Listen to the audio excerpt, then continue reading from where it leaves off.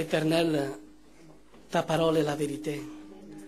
Et en ce moment, Seigneur, ce moment bien précis, je demande ton aide, afin que ta Ruach HaKodesh conduise toute parole, car, Éternel, toute vérité sort de ta bouche et vient de ton cœur.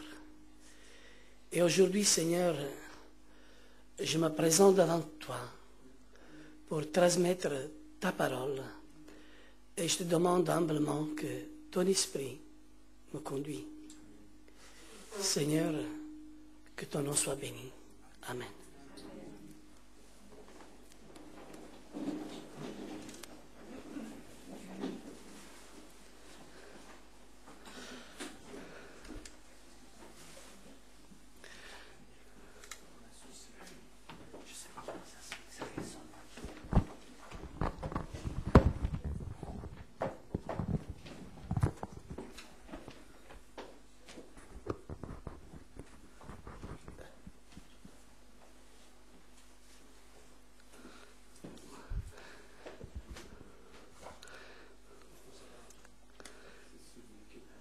Ça fait depuis ce matin que l'ennemi nous attaque vraiment. Mais il n'arrête pas. Et le sujet que le Seigneur avait mis dans mon cœur et qu'il a mis dans mon cœur, c'est de parler sur Ésaïe chapitre 53. Afin que toute la maison d'Israël aujourd'hui puisse entendre ce chapitre, que ce chapitre n'est jamais lu dans la synagogue. Et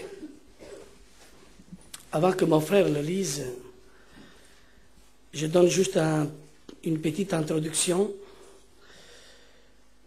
Le prophète Ésaïe, il est inspiré de Dieu en l'an 698 avant Yeshua HaMashiach, et considéré par le peuple hébreu comme en étant l'un des prophètes les plus importants de notre Tanakh.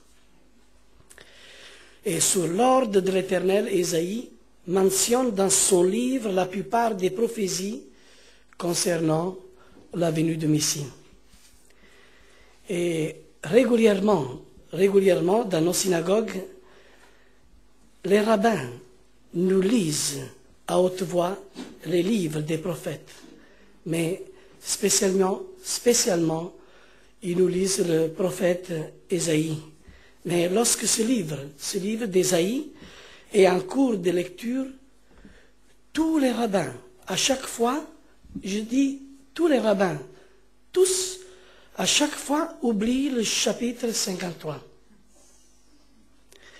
et passent directement du chapitre 52 au chapitre 54,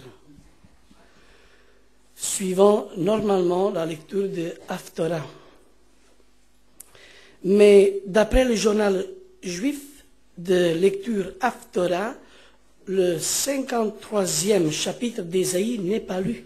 En effet, la lecture Haftorah pour Shofetim comprend le chapitre 51 et 52, alors que la lecture d'Haftorah pour Noah commence au 54e chapitre. Le chapitre 53 d'Ésaïe est tout simplement manquant. Dans aucune synagogue au monde, il n'est possible d'écouter le chapitre 53. Pourquoi? Pourquoi? Les dirigeants du judaïsme moderne, jugent ce chapitre dangereux. Il est escamoté, caché, omis volontairement de presque toutes les littératures rabbiniques. Les dirigeants, que ce soit rabbins et grands rabbins, ont tout simplement jugé Dieu. Ils jugent que l'Éternel n'aurait pas dû écrire un chapitre aussi douteux qui amène beaucoup trop de juifs au christianisme, au messianisme. Question. qui sont ces dirigeants du judaïsme moderne qui déroutent le peuple hébreu et qui jugent Dieu? Qui sont? Deuxième question. Avec quelle autorité peuvent-ils intentionnellement omettre tout un chapitre de la parole de Dieu? Cette parole qui est sacrée et qui nous maintient en vie et qui nous dirige dans le droit chemin. En omettant un chapitre, même un simple passage de la parole de Dieu, nous sommes infailliblement déroutés. Le fait qu'on met quelques passages de côté, on est dérouté, mais tout un chapitre. Ce chapitre qui réellement commence à Ésaïe chapitre 52, le verset 13. Ne parle que du serviteur de l'Éternel qui fut méprisé et repoussé par son peuple. Les rabbins, n'ayant aucune réponse valable aux questions qui pourraient leur être posées, échappent à ce problème en trichant sur le Tanakh. Si vous demandez à vos rabbins de qui ou de quoi il s'agit dans ce chapitre, il vous répondra tout surpris qu'il s'agit de Jérusalem et non de Messie. On a remplacé même les souffrances du Messie avec les souffrances d'Israël. Eh bien, Maison d'Israël, voici ce chapitre mot à mot. Prophétisez-en, car jamais vous ne l'attendez dans votre synagogue. Et aujourd'hui, on va le lire dans notre synagogue messianique. Et j'espère que par Chanel, tout juif aujourd'hui peuvent entendre ce bon chapitre 53. Alléluia. Ésaïe, chapitre 52, à partir du verset 13, et après 53 jusqu'au verset 12. Notre frère Jacques, il va lire. Et après, je donne des commentaires sur la Bible Zadokan. Voici, mon serviteur prospérera. Il montera, il s'élèvera bien haut. De même qu'il a été pour plusieurs un sujet d'effroi, tant son visage était défiguré, tant son aspect différait de celui des fils de l'homme, de même il sera pour beaucoup de peuples un sujet de joie.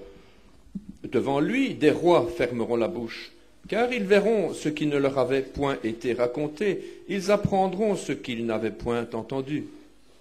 Qui a cru à ce qui nous était annoncé? Qui a reconnu le bras de l'Éternel? Il s'est élevé devant lui comme une faible plante, comme un rejeton qui sort d'une terre desséchée. Il n'avait ni beauté ni éclat pour attirer nos regards, et son aspect n'avait rien pour nous plaire. Méprisé et abandonné des hommes, homme de douleur et habitué à la souffrance, semblable à celui dont on détourne le visage. Nous l'avons dédaigné, nous n'avons fait de lui aucun cas. Cependant, ce sont nos souffrances qu'il a portées, c'est de nos douleurs qu'il s'est chargé. Et nous l'avons considéré comme frappé de Dieu et humilié. Mais il était blessé pour nos péchés, brisé pour nos iniquités. Le châtiment qui nous donne la paix est tombé sur lui, et c'est par ses meurtrissures que nous sommes guéris. Nous étions tous errants comme des brebis, chacun suivait sa propre voie. Et l'Éternel a fait retomber sur lui l'iniquité de nous tous.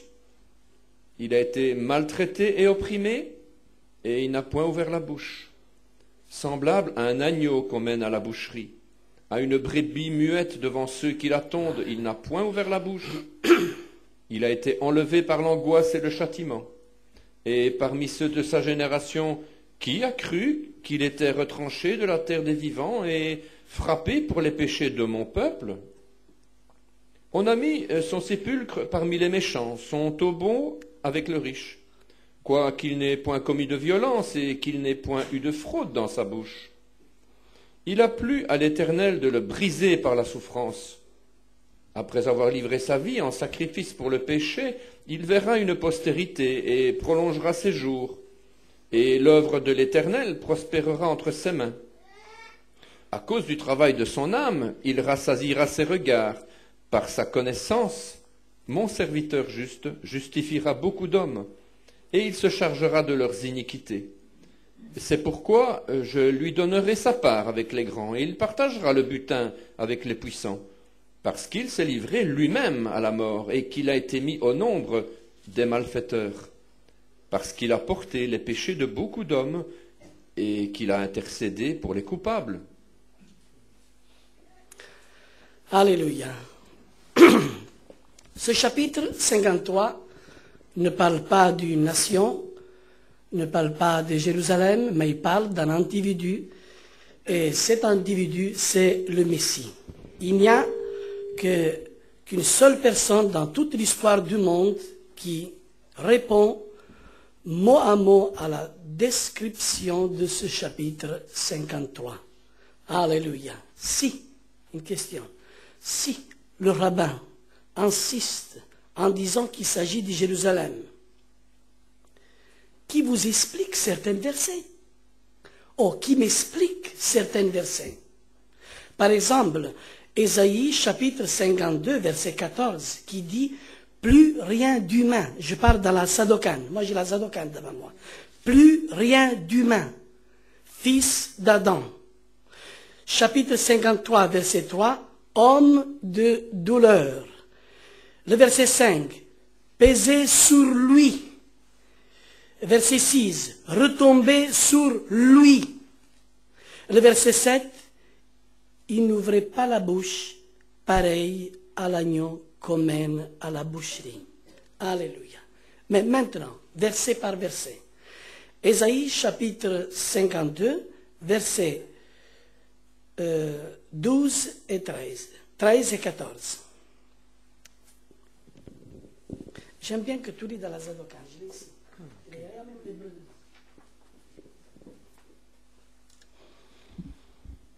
Voyez, mon serviteur prospère, il s'élève, grandit, est placé très haut.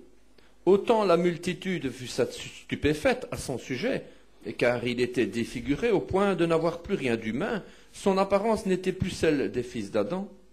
Amen. Le verset 13 dit, « Voyez, mon serviteur prospère, il se lève, grandit et placé très, très haut. » Et là, nous voyons une exaltation stupéfiante du Messie, la grandeur de sa gloire. Première. Et le verset 14, « Autant la multitude fut stupéfaite à son sujet, car il était défiguré au point de n'avoir plus rien d'humain. Son apparence n'était plus celle d'un fils d'Adam. » Or, si la grandeur de sa gloire était stupéfiante, sa souffrance l'était encore plus.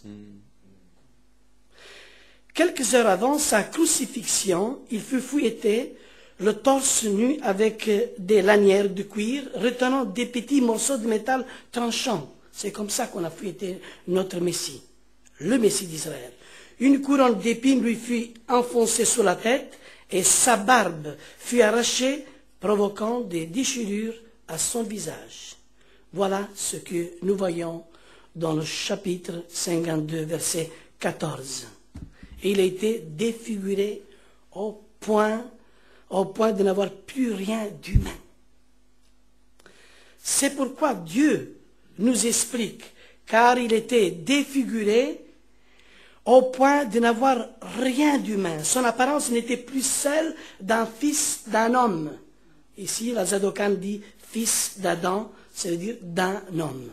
Traduction. Or, le corps en sang, la tête couronnée d'épines qui faisait couleur le sang sous la joue arrachée. Qui, à part le vrai Messie, aurait accepté un sacrifice pareil? Qui? Combien il devait nous aimer pour payer un tel prix pour les péchés de son peuple? Qui aurait fait ça? Alléluia. Le verset 15, toujours dans le 52. Autant il fera accourir des peuples nombreux, les rois se tiendront bouche close devant lui, car ce qui ne leur avait pas été compté, ils le verront, ils observeront ce qu'ils n'avaient pas ouï dire. Alléluia. Et là, nous voyons un message qui fera tressaillir de nombreux peuples. Alléluia. De nombreuses nations craignent et ont accepté le Seigneur Yeshua. Alléluia. Combien dans le monde on a eu des présidents qui acceptent le Mashiach. On a eu aussi le président américain Reagan, le président Carter et aussi d'autres présidents qui sont des croyants et bouche close devant le Seigneur. Alléluia. Maintenant, Ésaïe 53, verset 1. Qui a ajouté foi à l'annonce qui nous a été faite et à qui s'est révélé le bras de Dieu? Dans la Louis II, nous lisons « À qui était révélé le bras de l'Éternel ?» Qui a cru à notre prédication? Qui a cru? Bien sûr, c'est les appelés, mais à qui a été révélé le bras de l'Éternel? C'est aux élus. C'est toute une différence. Mais ici, qui a ajouté foi, dit la Zadokan, à l'annonce qui nous a été faite et à qui s'est révélé le bras de Dieu? Alléluia. Aussi étrange que cela peut paraître à travers le message choquant du Messie qui, par sa souffrance, fit tressaillir de nombreuses nations. Oui, il ne trouvera que de très peu d'individus parmi son propre peuple. Alléluia. Qui croit en lui? Et aujourd'hui, nous voyons que peu de Juifs dans le monde, peu de Juifs croient dans le Mashiach. On dit qu'aujourd'hui, il y a la plupart d'1,5 million de Juifs qui croient dans le Messie. Est-ce que ça, c'est une nouvelle exacte que les médias nous ont donnée? Si nous voyons tous les Juifs messianiques qu'il y a dans le monde, je crois qu'on arrive à 250 000 Juifs messianiques croyant dans le Messie, pas plus. Mais si on met les Juifs qui sont dans les assemblées chrétiennes, évangéliques, qui croient dans le Messie, là il y a un nombre qui est beaucoup plus élevé. 1,5 million à ce moment-là, c'est comme ça. Hein? Mais ceux qui sont Juifs messianiques dans le pays ou dans le monde, ceux qui sont vraiment Juifs, paraît-il qu'il y a le nombre de 250 000 Juifs, pas plus. Maintenant, qu'il faut croire, hein? Ce sont des nouvelles que les médias nous donnent. Mais il y a une chose, que dans les derniers temps, tout Israël sera sauvé. Nous savons qu'au milieu du peuple juif, beaucoup savent que Yeshua est le Messie et encore ne le proclament pas. Dieu attend le moment. Il y a un autre Messie qui doit arriver. Je vais vous dire quelque chose. Quel est le chant que nous chantons? Mashiach, c'est vrai? Je vais vous dire quelque chose. Ce chant-là, nous, on le chante. Mais il y a quelque chose que je vais vous dire de tout mon cœur. Ce chant-là, il a été inspiré par les rabbins qui acclament l'autre Messie, pas Yeshua. Ah oui. Et c'est une juive qui est venue me le dire. Me dit, frère Lorenzo, tous les juifs sont joyeux de chanter avec vous, mais eux, ils croient que vous proclamez l'autre Messie. Mais il faut bien spécifier, préciser. Yeshua, Mashiach, Yeshua, Mashiach. Alors là, vous voyez qu'ils ne chanteront plus.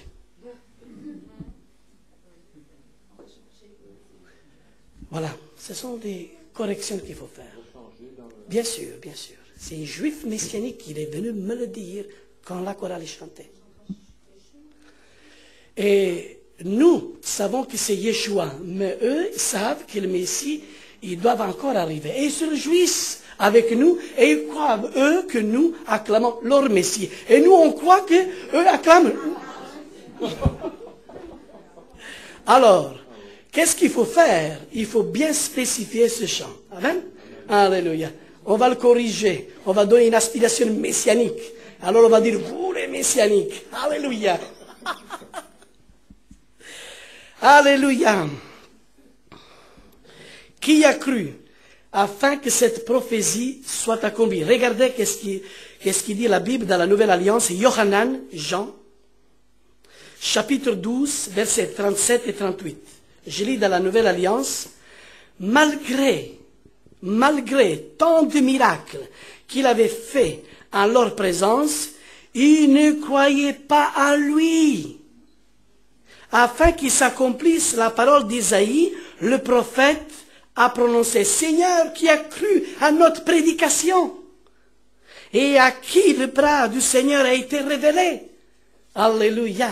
Voilà, Yohanan confirme, c'est Yeshua même qui parle à ses disciples de ceux qui devaient arriver à son peuple, qui malgré tous les miracles que le Seigneur a fait,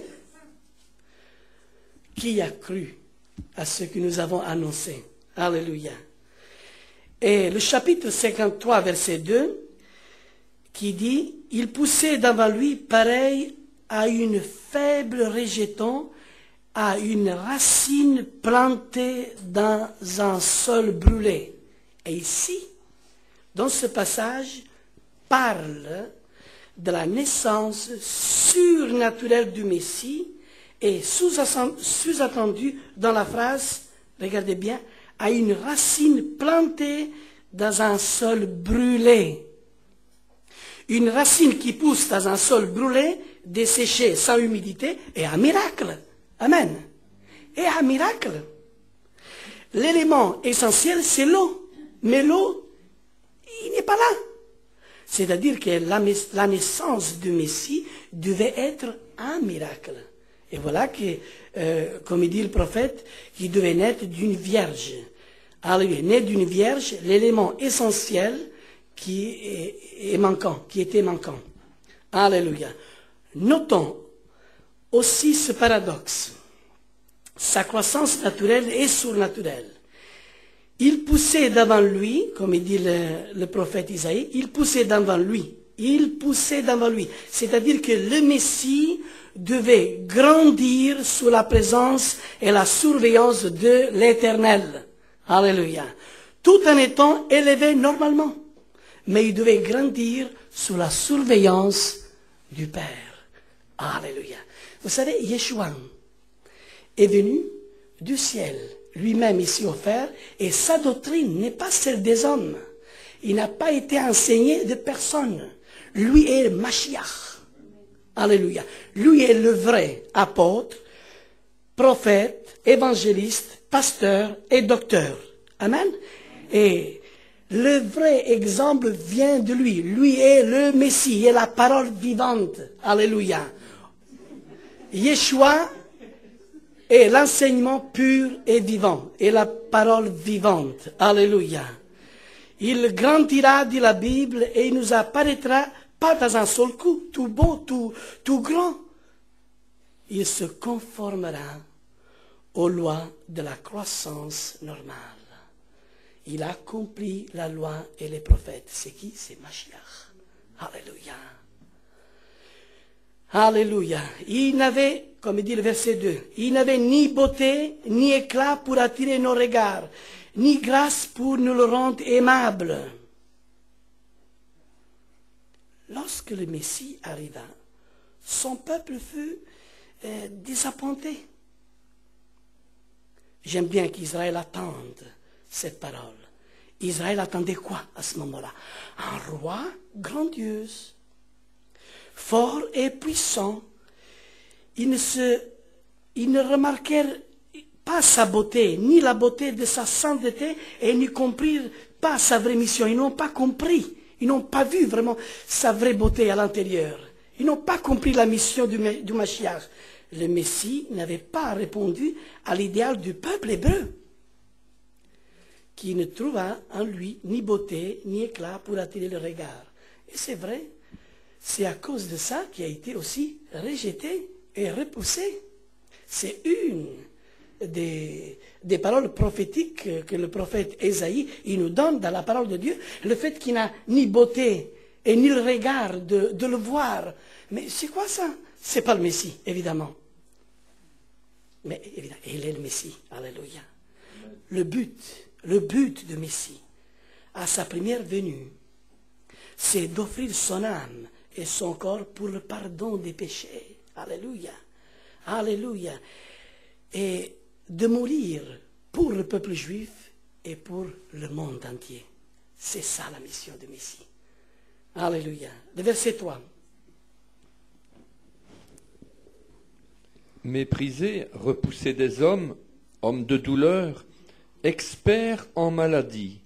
Il était comme un objet dont on détourne le visage, une chose vile dont nous ne tenions nul compte.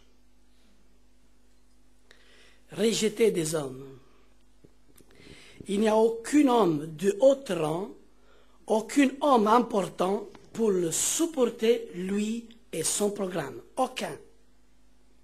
Qui, à part Dieu, qui connaît la fin avant le commencement, oserait présenter un Messie qui est sans aucun support des chefs de son peuple? Qui, pourtant, l'histoire confirme la vérité de cette prédiction. On ne saurait trop insister sur ce point qui est tant réel dans son accomplissement. Le Messie sera un homme de douleur, dit la Bible. Et c'est dans toutes les formes, y compris du cœur, souffrant pour son peuple, qu'il rejette et qui continuait dans le péché. Et c'est vrai, il est expert en maladie. Qu'est-ce qu'il a fait notre Messie? Il a guéri toutes sortes de maladies, les aveugles, il a ressuscité les morts. Il a accompli vraiment la parole de Dieu. Il était un expert. Alléluia. Les aveugles allaient vers lui. Les hommes de haut rang lui ont détourné le visage, l'ignorant complètement. Pourtant, il a accompli toute prophétie. Son peuple avait mal compris, comme dit le chapitre 53, verset 4. Et pourtant, ce sont nos maladies, dit la Bible, dont il était chargé, nos souffrances qu'il portait, alors que nous le prenions comme un malheureux atteint, frappé par Dieu et humilié. Voilà qu'est-ce qu'on a pensé de lui. Voilà, on l'a même jugé, on l'a maltraité, ça renégat, et voilà tout ce qu'aujourd'hui disent autour de lui. Voilà les conséquences aussi que nous prenions de ceux qui croient dans le Mashiach. Alors qu'il s'est chargé de nos iniquités, qu'il a souffert pour nos péchés. Comme dit la Bible, nous pensions que Dieu le punissait et l'humiliait. Et le verset 5, là, il n'y a pas de commentaire. Tu veux lire, frère? Là, il n'y a pas de commentaire. Tel comme il écrit, je le crois. Et c'est pour nos péchés qu'il a été meurtri, par nos iniquités qu'il a été écrasé. Le châtiment, gage de notre salut, pesait sur lui et c'est sa blessure qui nous a valu la guérison. Maison d'Israël, rabbin du monde entier, lisez Ésaïe chapitre 53, le verset 5. Il n'y a pas de commentaire à faire dans ce passage. Et c'est pour nos péchés qui a été meurtri, par nos iniquités qui a été écrasé. Et le châtiment, gage de notre salut, pesait sur lui. Et c'est sa blessure qui nous a valu la guérison. Alléluia! Il est vraiment lui le Mashiach. Dieu le sacrifie pour nous. Il le donne pour nous. Le verset 6 dit, nous étions tous comme des brebis errantes. Chacun s'est dirigé de son côté et Dieu a fait retomber sur lui notre crime à tous. Alléluia. Il est vraiment lui, l'homme, qui peut sauver le monde entier. Il est venu pour sauver le peuple d'Israël, pour pardonner les péchés du peuple d'Israël et aussi les péchés du monde entier. Alléluia. Nous étions tous des individus errants à la dérive, tous. Chacun de nous suivait son propre chemin. Et lui, il est venu pour nous conduire vers son chemin. Et quand il est venu, il a dit, je suis le chemin, la vérité et la vie. C'est lui qui marche derrière moi. Alléluia. Il marche dans la vérité. Il marche dans la lumière. Il y aura la vie. Alléluia. Alléluia. Le verset 7. Maltraité, injurié, il n'ouvrait pas la bouche. Pareil à l'agneau qu'on mène à la boucherie. À la brebis silencieuse, devant ceux qui la tondent, il n'ouvrait pas la bouche. Et là, le Messie souffrira volontairement, mais sans se plaindre. Il n'ouvrait pas la bouche. Aujourd'hui, même au milieu de nous, on se plaint pour un rien de tout. Je suis malade aujourd'hui, je ne sais pas venir au centre messianique, tu m'excuses, mais tu diras au pasteur qu'aujourd'hui je ne sais pas venir. Raison plus que tu es malade, tu dois venir au centre. C'est là que le Seigneur, il te guérit et il te donne la vie. Écoutez, mettez toutes les excuses à côté. Ne venir pas à l'assemblée, c'est vraiment rater une grande bénédiction. Portez-vous les poids les uns et les autres. Et c'est ici qu'on les porte aussi. Notre présence, même qu'on est fatigué, c'est important qu'on est là. Vous pensez que je ne suis pas fatigué? Aïe, aïe, aïe. Je ne vais pas vous dire dans quelle position aujourd'hui je me trouve.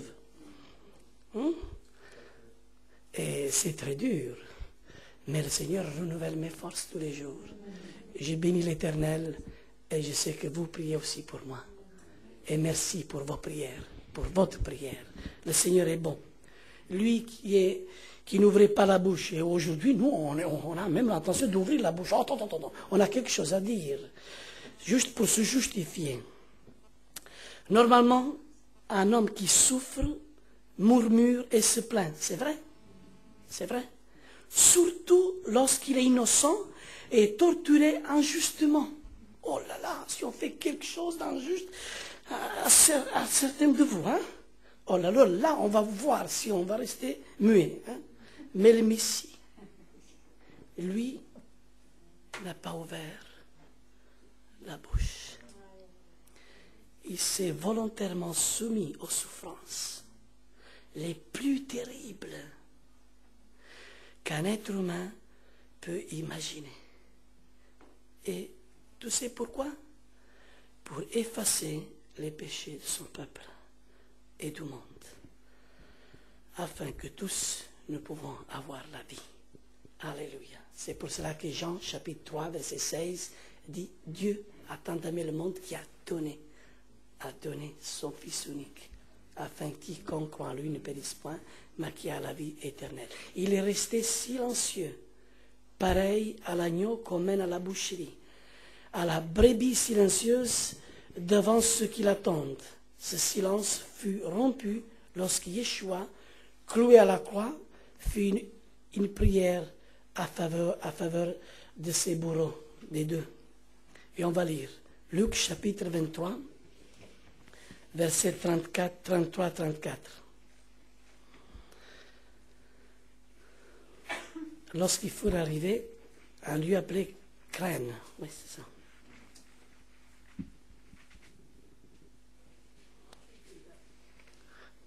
Dans la Brita d'Achar. Luc 23, chapitre 23, versets 33 et 34. Lorsqu'ils furent arrivés au lieu appelé Crâne, ils le crucifièrent là ainsi que les deux malfaiteurs, l'un à droite, l'autre à gauche. Yeshua dit, Père, pardonne-leur, car ils ne savent ce qu'ils font. Ils se partagèrent ses vêtements en tirant au sort. Silencieux, sans ouvrir la bouche. Alléluia, jusqu'à la croix. Et les dernières paroles, il a même prié pour les deux. Abandonné de ses amis, jugé sans avocat pour déclarer son innocence, jugé même. Le verset 8, qu'est-ce qu'il dit? Il a été enlevé par l'angoisse et le châtiment, et parmi ceux de sa génération qui a cru... Faute de protection et de justice, il a été enlevé. Qui pourrait décrire sa destinée? Car il s'est vu retranché du pays des vivants. Les coups qui le frappaient avaient pour cause les péchés des peuples. Voilà, ici j'ai un article qui vient de David Baron. C'est à la page 106. Et alors de là, il a mis quelque chose en vue. C'est une page qui est très intéressante vraiment à entendre. Le Sanhédrin avait la coutume, durant un procès, de faire témoigner tous ceux qui pourraient être en faveur d'un accusé. Surtout lorsque celui-ci risquait sa vie.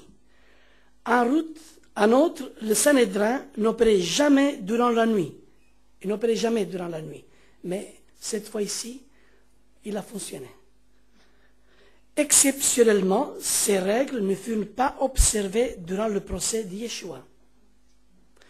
Au contraire, ce procès hâtif, illégal, tourné en ridicule devant le Sanhédrin, était en flagrante contradiction de leurs propres règles et contre toute norme de justice et des droits de l'homme. C'est David Baron qui écrit, c'est à la page 116. Il fut trahi par un apôtre, renié par aussi un autre apôtre. Il y a eu Judas, il y a eu Pierre, et tous ses meilleurs amis, les disciples, tous l'ont abandonné. Tous. Tous. Matthieu chapitre 26, verset 56. Cette prophétie devait s'accomplir. On va la lire. Mais tout cela est arrivé afin que les écrits des prophètes soient accomplis. Matthieu chapitre 26, verset 56. Abandonné de ses amis, jugé sans avocat, sans avocat, pour déclarer son innocence. Jugé. Mais tout cela est arrivé afin que les écrits des prophètes soient accomplis. Alors tous les disciples l'abandonnèrent et prirent la fuite. Tous sont pris la fuite. Qui pourrait dire de nous qu'on l'a suivi fidèlement? Même les disciples, ceux qui ont été enseignés par lui, l'ont abandonné. Frères, ne jugeons pas. Ne pendons pas le doigt qui que soit, car tous, on est coupables. Il n'y a que la miséricorde de Dieu qui nous tire debout. Craignons l'Éternel. Alléluia. Alléluia. Au moment où il y avait le plus besoin, vraiment le plus besoin, personne, pas un seul ami n'était présent. Le moment où le Seigneur avait vraiment le besoin, personne n'était là. Tous sont partis. Même celui qui devait le défendre, il n'était même pas là. Personne. Il est resté seul. Absolument seul. Jamais de mémoire d'homme, un être en fut abandonné et délaissé par ses amis et bien aimé d'une manière aussi cruelle que ne le fut notre Seigneur Yeshua HaMashiach. Ça, c'est l'histoire de Mashiach. Alléluia. Mais après sa mort, l'humiliation devait terminer. Son sépulcre était avec les riches, dit la Bible. Alléluia. Et on va lire ce passage, verset 9.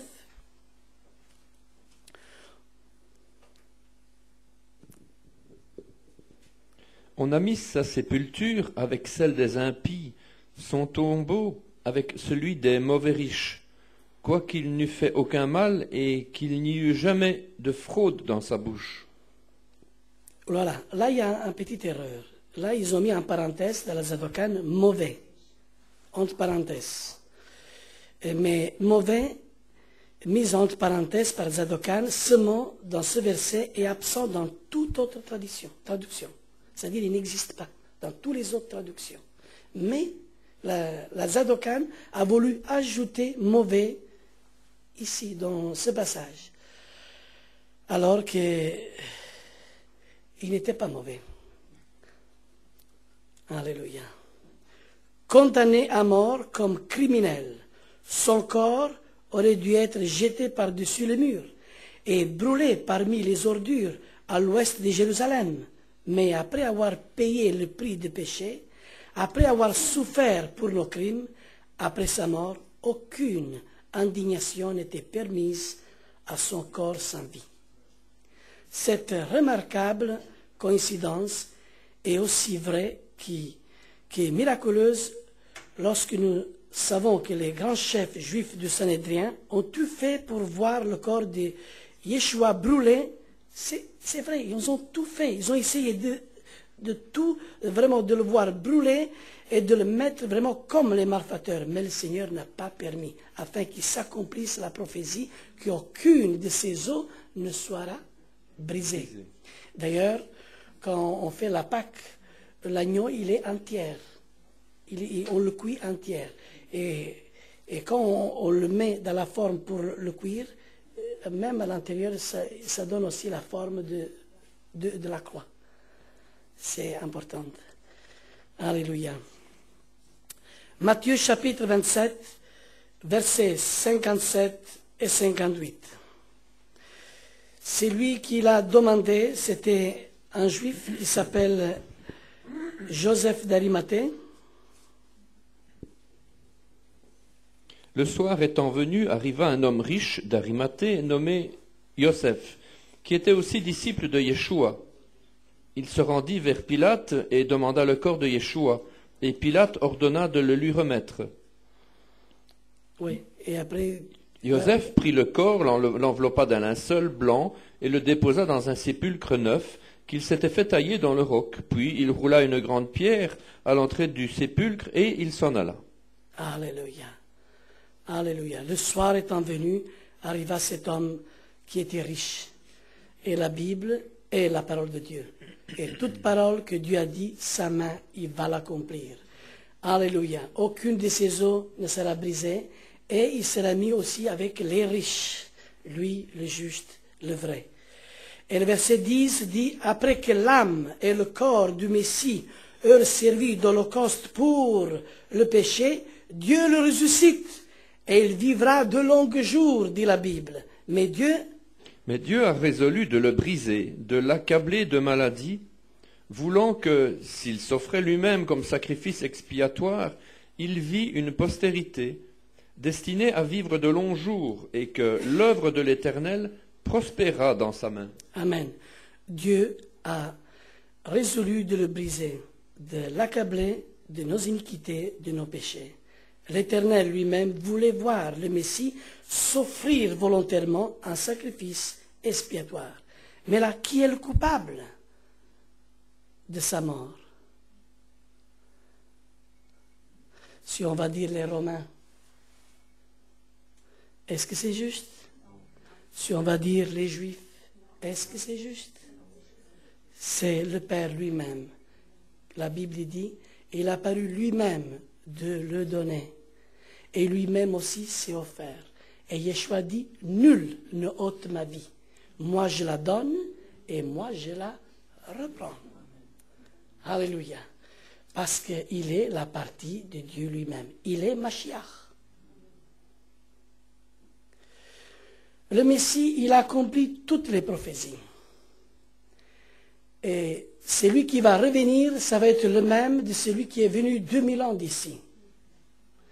Si les Juifs attendent à notre Messie, la question que je pose à tous mes amis juifs, comment votre Messie va faire son entrée à Jérusalem? 2000 ans d'ici, Yeshua, il est rentré sur un âne. Et il a fait son entrée à Jérusalem. Je ne sais pas le tien, comment il va rentrer. Fille de Sion, réjouis-toi, car ton roi vient à toi. Monté sur un âne, sur un petit âne d'une ânesse. Cette prophétie est accomplie déjà 2000 ans d'ici. Il a fait son entrée à Jérusalem. Et là, ça confirme que lui est le Messie. C'est Zacharie. Il a fait son entrée dans le 12e temple. Agé chapitre 2, verset 9. Une autre prophétie qui s'est accomplie. Le 12e temple sera d'une grande splendeur que le premier. C'est pour cela qu'il lui donne son apparition dans le 12e temple. Mais le 3e temple qui va venir, Yeshua avait bien raison de dire, Jean chapitre 5, verset 43, un autre il viendra dans son propre nom, dans sa propre autorité, et vous le recevrez. Maison d'Israël, ce qui va venir bientôt, ce que vous recevrez, c'est ce que Yeshua a dit 2000 ans d'ici. C'est un autre. Et c'est l'Antichrist. Il a été trahi pour 30 pièces d'argent. Zacharie chapitre 11, verset 13. Ce prix magnifique dans lequel a été estimé 30 pièces d'argent. Toutes ces prophéties, le faux Messie ne pourra pas l'accomplir et il ne pourra même plus pas monter sur un âne. Impossible. Ce sont des choses que le vrai a déjà accompli 2000 ans d'ici. Yeshua est vraiment le Messie. Lui est mort pour Israël et pour le monde entier. Alléluia. Non seulement le Messie fut le juste serviteur de Dieu, mais il sauvera un grand nombre d'âmes et en se chargeant de leur iniquité. Il n'y a que lui qui pouvait le faire. Isaïe chapitre 53, verset 11. Délivré de l'affliction de son âme. Continue. Délivré de l'affliction de son âme, il jouira à satiété du bonheur. Par sa sagesse, le juste, mon serviteur, fera aimer la justice à grand nombre et prendra la charge de leurs iniquités. Alléluia. Romains chapitre 3, versets 22 et 24. Mon serviteur fera aimer la justice à un grand nombre et prendra de leur iniquité. Justice de Dieu par la foi en Yeshua le Messie. Romains chapitre 3, de 22 à 24. Mais maintenant, sans la loi est manifestée la justice de Dieu, à laquelle rendent témoignage la loi et les prophètes, justice de Dieu par la foi en Yeshua le Messie, pour tous ceux qui croient. Il n'y a point de distinction, car tous ont péché et sont privés de la gloire de Dieu. Et ils sont gratuitement justifiés par sa grâce, par le moyen de la rédemption qui est en Yeshua le Messie.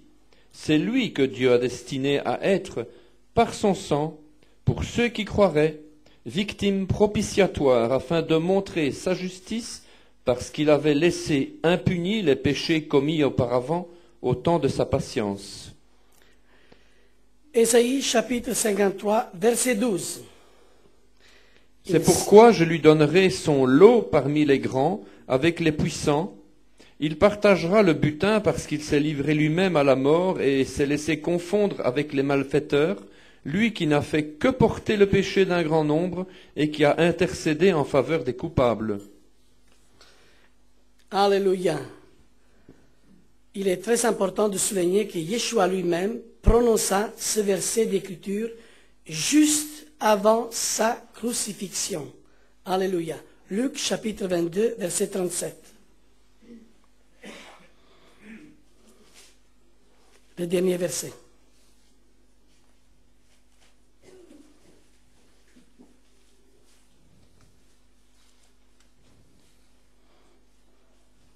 Car je vous le dis, il faut que cette parole qui est écrite s'accomplisse en moi. Il a été mis au nombre des malfaiteurs, et ce qui me concerne est sur le point d'arriver. Ils dirent, Seigneur, voici 2 épées. Il leur dit, cela suffit. Amen. Voilà. C'est Yeshua qui dit, car je vous le dis, il faut que cette parole qui est écrite s'accomplisse. Alors, tout ce que Yeshua est venu faire, c'est pour faire accomplir ce que les prophètes ont dit de lui. Amen. Vous le croyez qu'il est Mashiach, qu'il est le Messie. Amen. Et ce que je vous ai montré dans la parole de Dieu, il est vraiment le Messie. Il a accompli, vraiment, il a accompli toute parole. Il est venu accomplir tous les prophètes. Et tous les prophètes ont parlé de lui. Et Yeshua a dit à ses disciples, beaucoup de prophètes ont désiré de voir ce que vos yeux voient. Et ils n'ont pas vu. Alors il dit à ses disciples, vous êtes vraiment heureux parce que vous voyez ce que beaucoup de prophètes ont désiré de voir et ils n'ont pas vu. Alléluia. Mais un jour nous le voyons tel comme il est. Et la Bible dit que nous le verrons tel comme lui il est. Et nous serons semblables à lui. Mais nous devons marcher comme lui a marché. Si nous voulons être semblables à lui, nous devons marcher comme lui a marché. Lui, il a marché dans la justice et dans la vérité. Il a montré d'être le chemin, la vérité et la vie. Lui, il est le pur, l'image de Dieu invisible qu'il a marché en faisant la volonté de Dieu. Et vous savez, ce n'est pas seulement ceux qui disent Seigneur et Seigneur qui entreront dans le royaume de Dieu, mais ceux qui font la volonté du Père. Et Yeshua nous a montré comment marcher, comment faire la volonté du Père. Et nous devons suivre lui, qui est le vrai chemin, qui est la vraie vérité, afin que lui seul ne peut monter qui est notre Père. Alléluia. C'est pour cela qu'il est venu. Alléluia. Yeshua, il est l'image de Dieu invisible. Et il vit en toi, il vit dans ta vie. S'il vit dans ta vie, marche comme lui a marché. Ne te plonge pas. Ne te plonge pas dans des choses où il y a la mort. Alléluia. N'essaye pas de satisfaire ta propre chair. Essaye de plaire uniquement à Dieu. Essaye de tout ton cœur d'être agréable à Dieu, uniquement à lui. Et alors un jour, tu le verras comme lui il est. Et la plus grande joie qu'on peut avoir, c'est d'être comme lui. Et c'est ça que j'attends.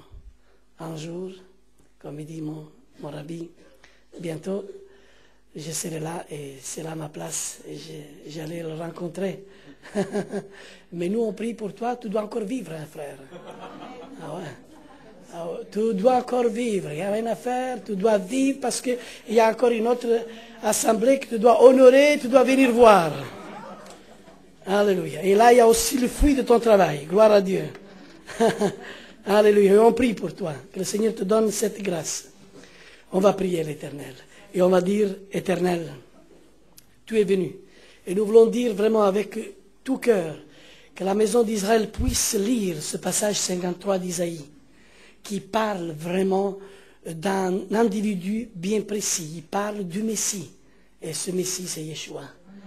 Vous savez, c'est lui qui peut mourir pour le peuple, pour les péchés d'un peuple. Il ne pouvait être qu'un individu. Et sans effusion de sang, il n'y a pas de pardon. Et lui, il a donné son sang. Il a donné sa vie pour le salut de son peuple, pour le salut de l'humanité. Il s'appelle Yeshua. Alléluia. Baruch ata Adonai, Eloheinu, Melech Olam. Que ton Saint-Nom soit béni, Éternel, notre Dieu. Nous te bénissons, Seigneur, pour ta parole qui est la vérité. Éternel, merci. Merci de m'avoir donné ces paroles pour ta maison, pour ton peuple, afin que des enfants d'Israël puissent vraiment croire à travers ce chapitre que toi, Éternel, tu as envoyé ton Fils bien-aimé et que ton Fils est Yeshua HaMashiach. Merci, Père, pour tous les miracles que tu vas encore accomplir dans ces temps difficiles. Mais tu l'as promis, Seigneur, que ta maison va être sauvée, il va être délivré et que aujourd'hui il est venu le temps de consoler ton peuple et de parler au cœur de Jérusalem et de dire que Mashiach est le Fils de Dieu, le Mashiach. Merci, Père, pour tout ce que tu vas faire encore à travers de nous dans ces jours. Au nom de Yeshua, nous te bénissons. Amen.